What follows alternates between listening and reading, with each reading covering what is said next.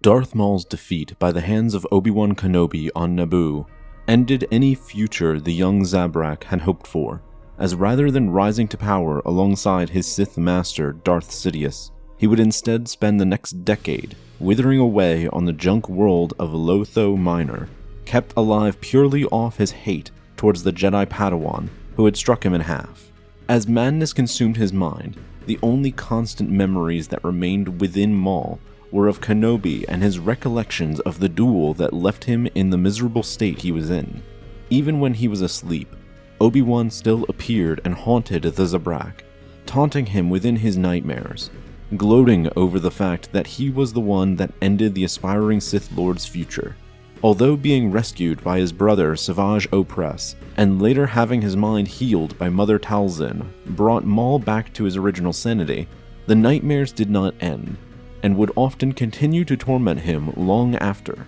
especially whenever he hit his lowest points during his resurgence into the galaxy. The traumatic experience of Naboo still remained deeply within Maul's psyche, as his deepest fears of not being strong enough reappeared whenever he shut his eyes. Reminders of his failures and misery while on Lotho Minor came back to him as he was confronted by what remained of him following his defeat a decade earlier.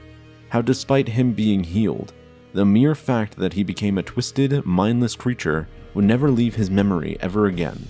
Although the hate of Kenobi was what fueled his strength in attaining power during the chaos of the Clone Wars, his inner insecurities of not being strong enough to defeat the Jedi Master once he would confront him lingered within and were reflected in his nightmares as well. Kenobi would often appear and not only gloat of being the cause of Maul's misery, but also mocked him for believing he could stand against him despite having no legs.